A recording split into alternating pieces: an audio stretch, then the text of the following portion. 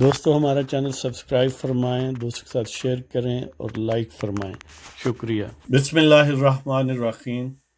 الحمد للہ رب العالمین والصلاة والسلام علی خاتم النبیین، اما بعد۔ پاک ویوز ٹی وی محمد منشا۔ السلام علیکم دوستو، کیسے ہیں آپ؟ آج کا پروگرام شروع کرتے ہیں جناب۔ سی پیک کے متعلق کچھ باتیں اور خان صاحب کی چولہ فشانیاں اور کلا بازیاں، اور ایک مختصر سی نظم غیرت دین کے نام، ناروے کے اس ایک پرجوش مسلمان پاکستانی نژاد جوان کے جو معاملات ہیں ان کے متعلق گویا انہیں ایک خراج عقیدت ہے جو ان کے اس ایکٹ کے متعلق ہے جس میں قرآن پاک کی بے حرمتی کچھ اہل حسد نے کی یا اہل نفرت نے کی، تو اس پر وہ جوان مشتعل ہوا اور رائٹلی ہی tried his best to prevent that. تو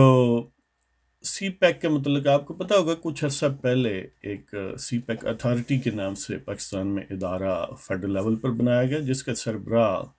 وہ جو پاکستان کے ایک سابق گوئبلز ہے، ایک موجودہ گوئبلز ہے نا، آصف غفور جی، جو سومناتھ کے بھگوانوں کے لیے گویا جھوٹ کا کارخانہ ہے۔ اسی طرح ان سے پہلے جو صاحب تھے 2016 تک، عاصم باجوہ صاحب، D G I S P R, گویا وہ پاکستان کے اس وقت کے گوئبلز تھے۔ گوئبلز کون تھا؟ ہٹلر کا آپ کو پتہ ہے کہ وہ جھوٹ بولنے والا، سب سے جو دبنگ انداز میں جھوٹ بولتا تھا اور سکسیسفلی اور کنٹینیوسلی، تو یہ گویا ایک پرفیکٹلی ووکل جھوٹ والے کا استعارہ ہے گوئبلز۔ تو باجوہ صاحب جو ہیں، اب لگتا ہے کہ آج کل باجوات کے ذمے ہے پاکستان کا ستیہ ناش کرنا جی، تو عاصم باجوہ صاحب کو اس اتھارٹی کا سربراہ بنایا گیا۔ اس میں انڈر لائنگ آئیڈیا یہ ہے کہ سویلین حکومت سے اس کے معاملات گویا چھین لیے جائیں۔ ظاہر ہے جب چھین لیے جائیں گے تو یہ جو 7 سمندر پار کے اپنے آقاؤں کی خدمت پر نازاں لوگ ہیں، ان کے لیے یہ معاملہ سہل ہو جائے گا کہ وہ ان آقاؤں کی مرضی کے مطابق مینیپولیشن اور کانٹ چھانٹ اور اس کی ڈوری جو ہے وہ ہلائیں، سٹرنگز کو کنٹرول کریں۔ آپ نے یہ بھی سنا ہوگا کہ ایک انڈر سیکریٹری ہیں، ایکٹنگ اسسٹنٹ سیکریٹری، جو یونائٹڈ اسٹیٹس کا ڈپارٹمنٹ آف اسٹیٹ ہے جی، یعنی وزارت خارجہ کے ایک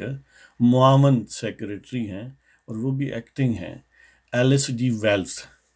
انہوں نے یہ مہربانی فرمائی پاکستان پر کہ کہا کہ دیکھیں جی، چین والے بہت قرضہ دے رہے ہیں اور یہ بہت نقصان ہوگا جب واپس کرنے ہوں گے۔ بندہ پوچھے دوڑے کو لیا قرضہ واپس نہیں کر دیتی کیا اس وقت نقصان ہمیں نہیں ہوتا؟ یعنی کیا دکھ ہے ان لوگوں کو نا، کتنے ہمارے ہمدرد ہیں، گویا مادرانہ شفقت رکھتی ہیں وہ خاتون، کہ انہیں بڑا غم ہے کہ پاکستان قرضوں میں ڈوب چلا ہے اور وہ چائنیز قرض ہے جی۔ تو انہوں نے یہ کہا ہے کہ پاکستانیوں کو پوچھنا چاہیے کہ یہ کیا کیا شرائط ہیں اور کیا اس کی قیمت ادا کرنی پڑے گی۔ انہوں نے کہا کہ مثلا ریلوے پر پہلے کہا گیا کہ 8.2 بلین ڈالرز خرچ ہوں گے، پھر کہا گیا ریڈیوس کر کے 6 پوائنٹ سم تھنگ، اور پھر الٹیمیٹلی 9 پوائنٹ سم تھنگ۔ اب ظاہر ہے جب کسی میں کوئی پروجیکٹس ایڈ کیے جائیں گے، کسی پروجیکٹس میں فردر آئٹمز ایڈ ہوں گے کہ سپوز یہ کراچی سے بالفرض پشاور تک یا خنجراب تک بننا ہے، جو بھی اس کی تفصیلات ہیں، تو اگر آپ اس میں کچھ اور آئٹمز ایڈ کرتے جائیں گے اور ویسے بھی پیسج آف ٹائم کے ساتھ ریوائز تو چیزیں ہو سکتی ہیں۔ جیسے دیکھ لیں ہمارا جو فلیگ کیریئر پروجیکٹ ہے تبدیلی سرکار کا، پشاور کی وہ جو بی آر ٹی ہے یا وہ جو میٹرو بننا ہے پشاور میں، تو ابھی تک زیر تعمیر ہے اور مجھے لگتا ہے کہ قیامت تک زیر تعمیر رہے گا، اور اس پر اخراجات جو ہیں وہ مینی ٹائمز زیادہ ہو چکے پہلے جو پروجیکٹ تھے، اور ابھی تک بھی آپ سمجھ سکتے ہیں کہ یہ حکومت ختم ہو جائے گی، وہ پروجیکٹ ختم نہیں ہوگا جی۔ تو اس لیے یعنی اس خاتون یا سوٹ سے ہمارے امریکی آقاؤں کے پیٹ میں خاصا درد ہے کہ پاکستان کو بڑی تکلیف ہے۔ تو اس کے جواب آن غزل کے طور پر جو چین کے پاکستان میں سفیر ہیں یاؤ جنگ، انہوں نے بھی پھر اس پر ظاہر ہے سخن آرائی فرمائی ہے، جواب دیا ہے کہ آپ وہ اس وقت کہاں تھے جب 2013 میں پاکستان میں لوڈ شیڈنگ جو ہے اس کا سیلاب آیا ہوا تھا؟ آپ کی کوئی کمپنی یا آپ نہیں آئے یہاں پر کوئی توانائی وغیرہ کے پروجیکٹ وغیرہ لگاتے؟ چائنیوں نے تو وہ بھی لگائے ہیں۔ لہذا کیونکہ یہ اپنا انفلوئنس کریٹ کرنے اور پھر یہ ہے کہ جو امریکی امداد یا ویسٹرن لوگوں کی امداد ہے اس کے ساتھ بہت سارا جو ہے پولیٹیکل ایجنڈا اٹیچ ہوتا ہے، اور وہ ظاہر ہے پھر ہمارے جو سومناتھ کے بھگوان جی ہیں ان کے اثر و رسوخ اور ان کا ہینڈل یوز کر کے اس کو امپلیمنٹ کیا جاتا ہے۔ وہ افغانستان میں سوویت یونین کے خلاف جنگ ہو، یا پاکستان میں دینی مدارس یا دیندار لوگوں کے خلاف یعنی تادیبی کارروائیاں ہوں، یا ایون کشمیر ایشو ہو، یا ہمارے پڑوس میں حملہ آوروں کا جو اب سلسلہ جاری ہے ان کو ہم نے فیسیلیٹیٹ کیا۔ انہیں یہ تو درد نہیں ہوا کہ پاکستانی پوچھیں کہ ہم نے پچھلے 20 سال سے تمہارا جو تمہیں اپنے یعنی جنگ و جدل میں دھکیلا ہوا ہے اور تمہارے ملک سے گزر کر تمہیں یوز کر کے ہم نے جو کئی ملین کو تحت کیا ہے، تو اس پر بھی عوام پوچھ لیں۔ لیکن انہیں ظاہر ہے فکر وہ نہیں ہے، فکر تو انہیں ہماری قرضوں کی بہت ہے کہ وہ جو دوسروں سے چین سے کیوں آتے ہیں۔ تو بہرحال یہ ہمیں الرٹ رہنا چاہیے پاکستان کے عوام کو، سیاسی پارٹیوں کو، جو بھی اوپینین میکرز ہیں ان کو، کہ سی پیک بہرحال پاکستان کے وسیع اور بڑے لانگ ٹرم مفاد میں ہے، اور ظاہر ہے فری تو نہیں ہے نا، فری تو ہمارے وہ ننہال تو نہیں ہے نا چین والے کہ وہ فری دیں، ظاہر ہے کوئی بھی نہیں فری دیتا، وہ ایک بزنس یا ایک کمرشل وینچر ہے، تو اس سے ظاہر ہے میوچول بینیفٹ ہے، چینیوں کو بھی ہے پاکستانیوں کو بھی ہے۔ لہذا یہ جو آئین اور پاکستان کے سیاسی نظام کو توڑنے والے لوگ بار بار پاکستان کو سبوٹاج اور ڈیسٹیبلائز کرنے والے لوگ ہیں، پاکستان کے 20 کروڑ عوام کو یرغمال بنانے والے، اب انہوں نے گویا اس پروجیکٹ کو بھی یرغمال بنایا ہوا ہے۔ اور ون آف دا ریزنز جو تھی، ظاہر ملٹیپل ریزنز تھیں، جو نواز شریف حکومت کو ہٹانے میں ایک کیٹلسٹ کے طور پر بات تھی، وہ یہ بھی تھی کہ سی پیک جو ہے اس کی امپلیمنٹیشن کو نلیفائی کرنا یا اس کے مومنٹم کو کم کرنا۔ اب ظاہر ہے چینیوں کا بھی، کیونکہ وہ تو امیڈیٹ نیبر ہیں نا، ان کا بھی اتنا اثر سوخ اور اتنا ان کے پاس بھی زور بازو ہے کہ آپ ٹوٹلی تو انکار نہیں کر سکتے،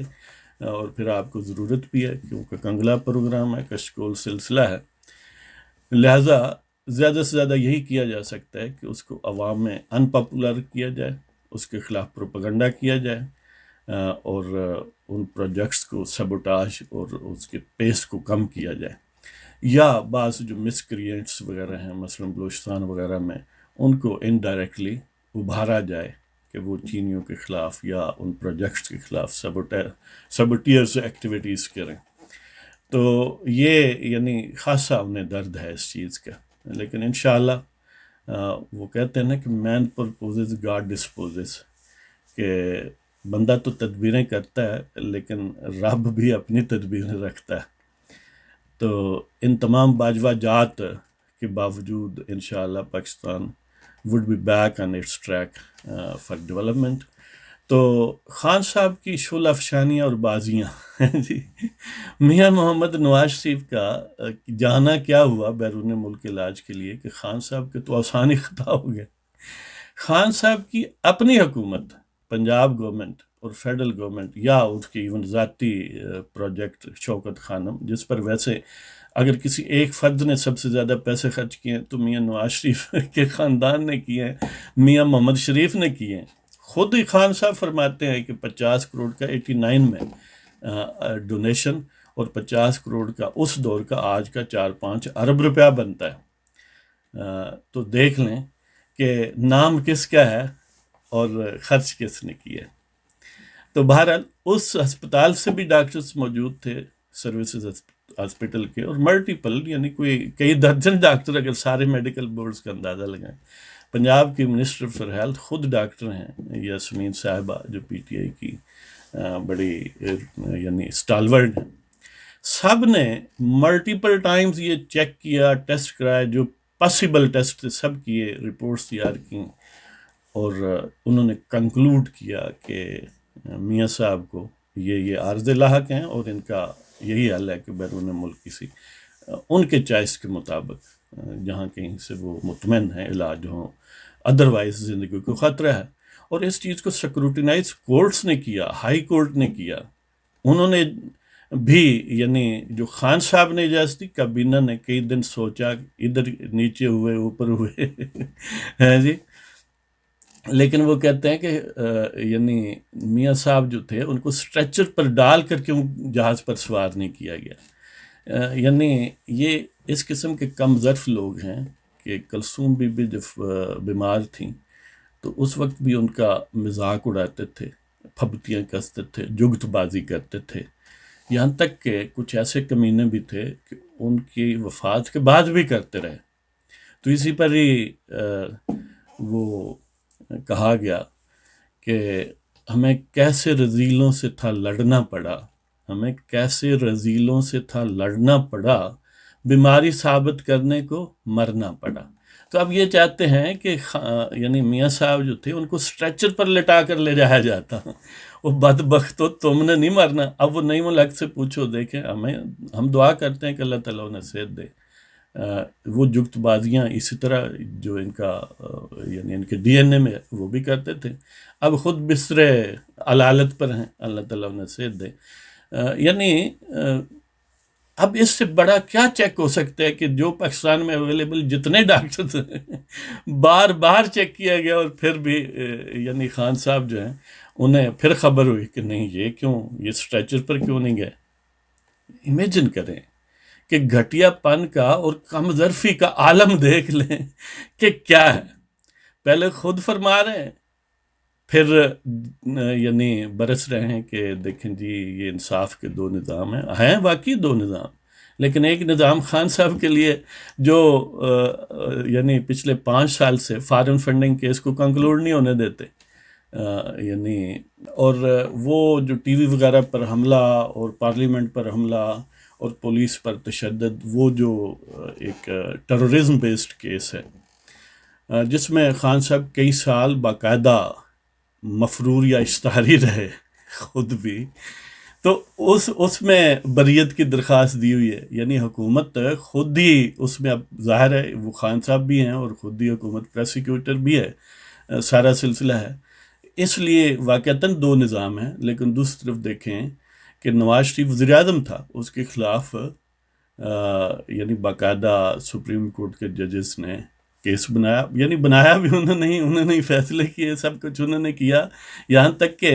وہ ویڈیو فیم کے جج کو ڈکٹیٹ بھی وہی کراتے رہے، یا خفیہ والے انہیں ڈرا دھمکا کے بلیک میل کر کے ویڈیوز دکھا کے اپنی مرضی کے فیصلے لیتے رہے۔ واٹس ایپ پر سارا سلسلہ ہو گیا۔ واقعتاً دو نظام ہیں، لیکن خان صاحب آپ کو فائدہ پہنچانے کے لیے ہیں، آپ کے خلاف نہیں۔ اور آپ کے جو سپانسر ہیں نا سومناتھ کے بھگوان جی، یہ ان کے دم قدم سے سارا سلسلہ ہے، آپ کا بھی اور ان اہل ستم کا جنہوں نے پاکستان کو عدم استحکام کا شکار کیا۔ تو بہرحال یہ سلسلہ ظاہر ہے چلتا رہے گا۔ تو خان صاحب اس جب تک اقتدار کے عذاب میں جی اس وقت تک وہ ان کی حماقتیں روزانہ نت نئے انداز سے کھل کے سامنے آتی رہیں گی، اور لوگوں کے سمجھ لیں کہ تفنن تباہ کا باعث بنتی رہیں گی۔ اب وہ جو ناروے کا جوان ہے جس نے ایک سیان نامی تنظیم ہے، یعنی سٹاپ اسلامائزیشن آف ناروے، کوئی اس ٹائپ کا اس کا ہے، تو ان کے سربراہ نے یا ان کے لیڈر نے، شاید ولسن نام ہے اس کا، مسٹر ولسن، تو اس نے وہ قرآن جلانے کی کوشش کی، اور جوان جو ہے وہ ظاہر ہے وہ الیاس ان کا نام ہے، شاید ظاہر ہے سب جانتے ہیں، آپ یعنی مجھ سے بہتر جانتے ہیں، تو ان کو خراج عقیدت کے لیے یہ غیرت دین کے نام سے ایک نظم آپ کی خدمت میں کہ نازاں ہیں اہل دین صاحب ایمان پر، نازاں ہیں اہل دین صاحب ایمان پر، وہ جو تڑپ اٹھا توہین قرآن پر، نازاں ہیں اہل دین صاحب ایمان پر، وہ جو تڑپ اٹھا توہین قرآن پر، کسی مہد حمیت کا پلا ہے وہ، کسی مہد حمیت کا پلا ہے وہ، یعنی غیرت مند کوئی پنگھوڑا ہے، غیرت مند گود ہے جس میں اس نے تربیت پائی ہے، کسی مہد حمیت کا پلا ہے وہ، کھیلا تو ہے وہ اپنی جان پر، کسی مہد حمیت کا پلا ہے وہ، کھیلا تو ہے وہ اپنی جان پر، عکس والدین ہوتی ہے اولاد اکثر، عکس والدین ہوتی ہے اولاد اکثر، سلام ہو اس غیرت والی ماں پر۔ دیکھیں نا، جو بچہ ہوتا ہے وہ گویا انڈیکس ہے اپنی ماں کی تربیت کا، تو اگر ماں نے غیرت والی تربیت دی ہے، وہ شرم و حیا والی دیندار خاتون ہے، تو ظاہر ہے پھر یہ تڑپ تو پیدا ہو جائے گی اولاد میں۔ تو عکس والدین ہوتی ہے اولاد اکثر، سلام ہو غیرت دین والی ماں پر، اور نایاب ہونے لگی ہے حمیت آج کل، نایاب ہونے لگی ہے حمیت آج کل، رب محمد کرے کرم اس جوان پر، نایاب ہونے لگی ہے حمیت آج کل، رب محمد کرے کرم اس جوان پر، کم ظرف آدائے ملت کو خبر کرو، کم ظرف آدائے ملت کو خبر کرو، دین مقدم رہے گا جسم و جاں پر، کم ظرف آدائے ملت کو خبر کرو، دین مقدم رہے گا جسم و جاں پر۔ یعنی جو لوگ یہ سمجھتے ہیں نا کہ وہ اس ملت بیضا کو، اس دین مصطفی کو ڈائلوٹ کر دیں گے، خدا نخواستہ نعوذ باللہ ختم کر دیں گے، انہیں یہ پتہ ہونا چاہیے کہ یہ دین قائم رہنے اور تا قیامت موجود رہنے اور لوگوں کی رہنمائی کے لیے آیا ہے۔ تمہاری حسد اور بغض و عناد اور جو ہے وہ اس کو روک نہیں سکیں گے کہ نازاں ہیں اہل دین صاحب ایمان پر، وہ جو تڑپ اٹھا توہین قرآن پر، کسی مہد حمیت کا پلا ہے وہ، کھیلا تو ہے وہ اپنی جان پر، عکس والدین ہوتی ہے اولاد اکثر، سلام ہو غیرت دین والی ماں پر، نایاب ہونے لگی ہے حمیت آج کل، رب محمد کرم کرے اس جوان پر، کم ظرف آدائے ملت کو خبر کرو، دین مقدم رہے گا جسم و جاں پر۔ اس کے لیے لوگ جسم و جاں قربان کرتے رہیں گے تا قیامت۔ تو اس کے ساتھ ہی آپ کی اجازت چاہتے ہیں۔ اگر آپ کو ہمارے پروگرام پسند آئے تو کائنڈلی ہمارے چینل کو سبسکرائب فرمائیں، دوستوں کے ساتھ شیئر کریں اور ہمارے ساتھ انٹریکٹ کریں بذریعہ کمنٹس، ای میل یا ٹویٹر پر، یا ہمارا فیس بک پیج بھی ڈسکرپشن میں یا کمنٹس میں دیا ہوتا ہے۔ تو شکریہ۔